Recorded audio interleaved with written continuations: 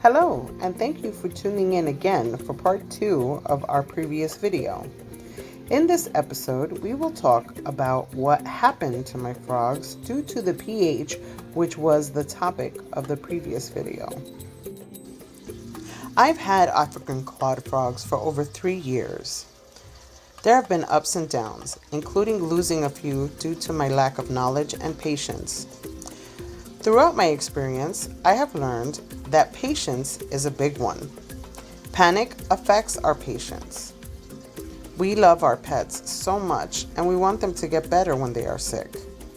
We medicate and sometimes over-medicate. Sometimes we wait too long with the hopes that whatever is happening will pass naturally. We do unnecessary water changes, buy all kinds of things for them, and sometimes we don't consider what clutter and using too many chemicals to cure an illness might do. Although I discussed many useful chemicals in my previous video, it's important to only use them when necessary. Some may cancel each other out and others may be a waste to use.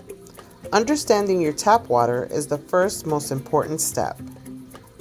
If you have well water, chances are there is no chloramine or chlorine in the water, and treatment for those things will be unnecessary.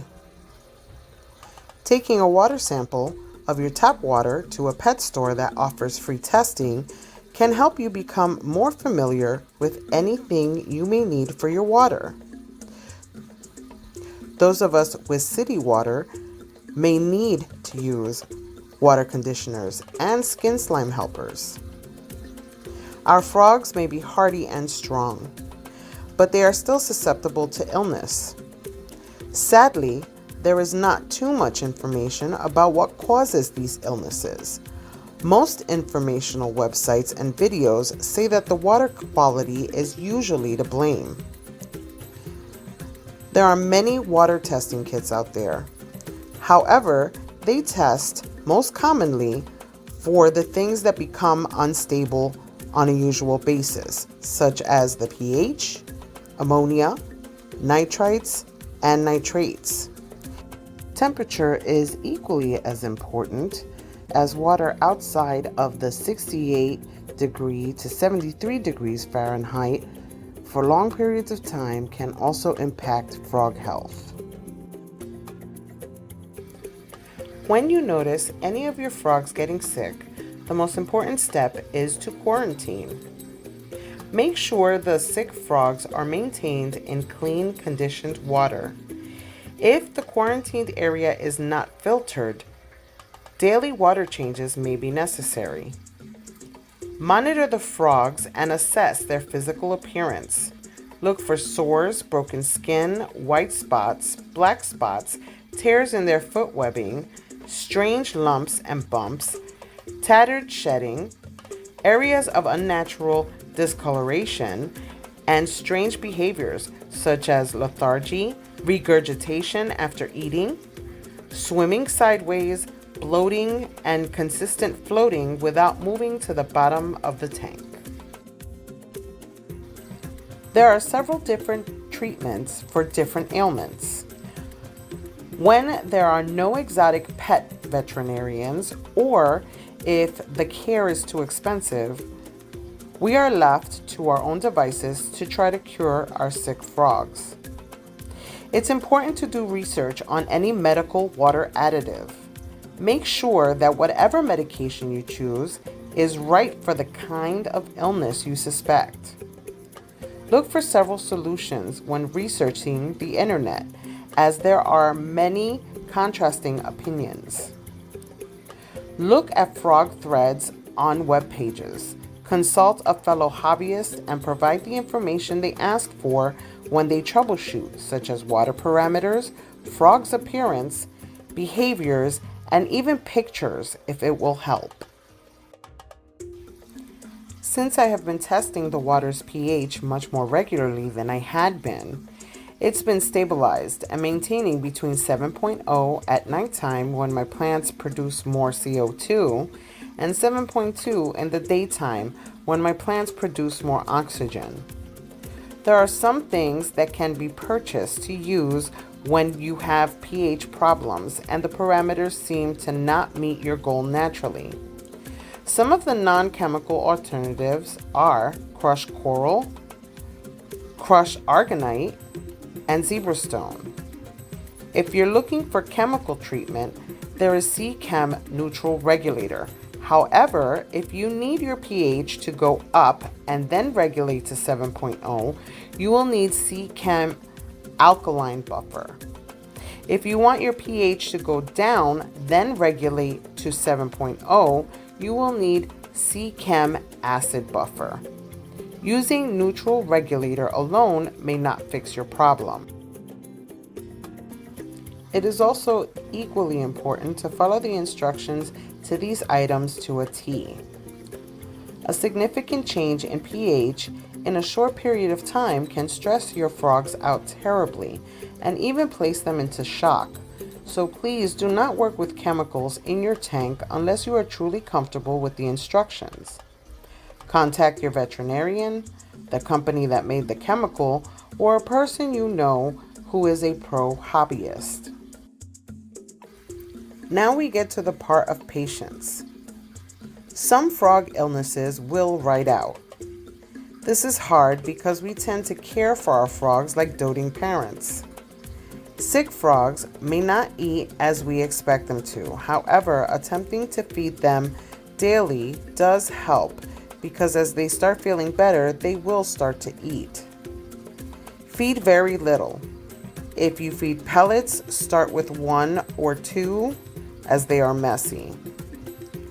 If you feed live food, just try 1 piece of food. If they do not go after it, wait 15 minutes and see if they do.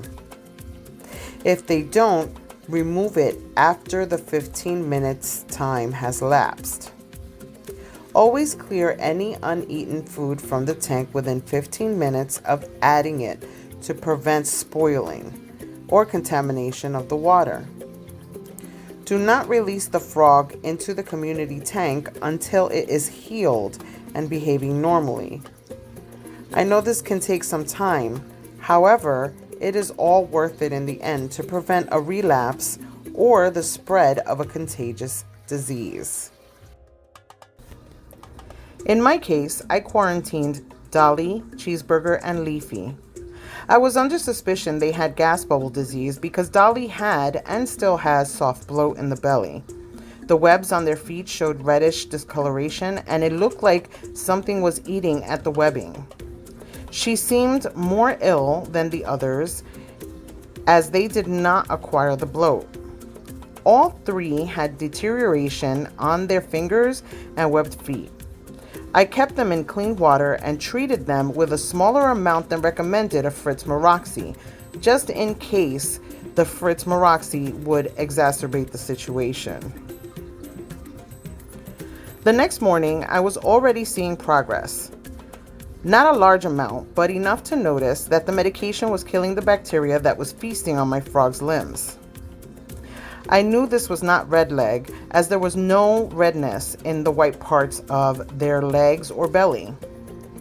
I treated them daily after water changes until Leafy and Cheeseburger started eating again. While treating them, I was under the impression that Leafy's eye went back to normal, but sadly it was an optical illusion. Since everything in the treatment area was white, the eye can be seen better, but once I put her back into the tank, the eye looked cloudy again because of the colors and lighting in the tank. I know Dolly will not eat until she passes this gas bubble. It's going to take some time. However, she was swimming and acting like herself. I slowly acclimated and reintroduced the quarantined frogs into the tank after the issue that aggravated the condition of the frogs was handled and there was normalcy for about a week. I noticed the water got better because Albie and Princess Thunderpuffs started regenerating the claws that they lost while the water was in poor quality. The poor quality water caused their immune system to be compromised severely. Their shedding became out of control and the change in character occurred. I'm thinking this began when the first shedding event was noticed. I just was not sure what was causing this issue. Now that the shedding repeated, another thing I noticed was, like the last time, was that the worms were dying within 2 hours after dropping them in the tank to feed the frogs. The same thing would happen with ghost shrimp. Thanks to all the testing, I was able to tie this all to the iron in the water. Pay close attention to the live foods you're using.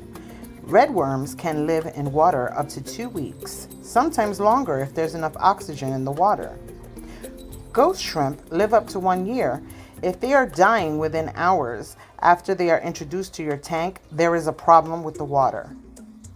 It's always great to have the master test kit on hand, but check your pet store and see if there are any other parameters you can test. There may be something in your water that the master test kit isn't designed to detect.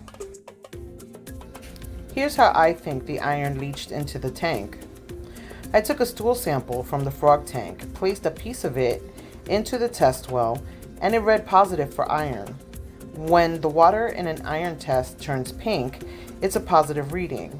I'm thinking that because the acidity in the water killed a lot of my bacteria, or at least made it dormant, the waste in the canister filter was not breaking down the waste properly and leaching the minerals in the frog waste into the water every time it made its way out of the output.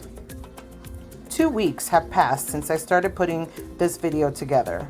I can now say for a fact that it was unprocessed frog waste that caused the iron in the tank.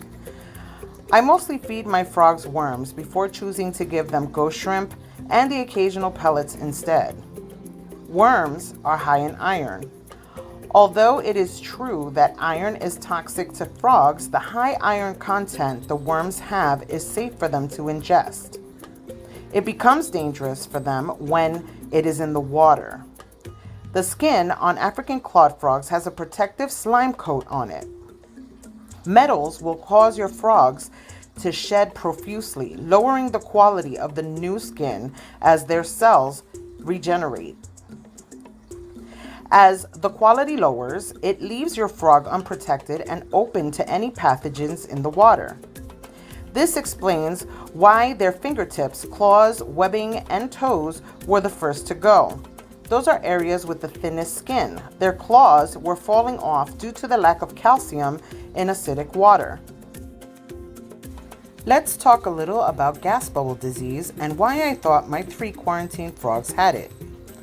According to the National Library of Medicine, and I quote, acutely affected frogs show clinical signs of gas bubble disease, buoyancy problems, micro and macroscopic bubbles in the foot webbing, hyperemia in foot webbing and leg skin, and loss of the mucus slime coat, end quote. The 3 frogs had erosion of their fingers, webbing, and toes. 1 frog still had buoyancy problems. They all since recuperated from their tissue loss once they were quarantined and treated, and they're all eating as they should. I cannot stress enough that testing the water and understanding the nitrogen cycle is really important to prevent issues such as these from occurring in your tank. Patience, attention, and weekly testing can definitely help with maintaining a healthy tank. If you would like to see entertaining pictures and videos of our frogs, please visit our TikTok and Instagram. The links are in the description. Thank you for your engagement. We hope you learned something from this new video, and as always, have a frogtastic day.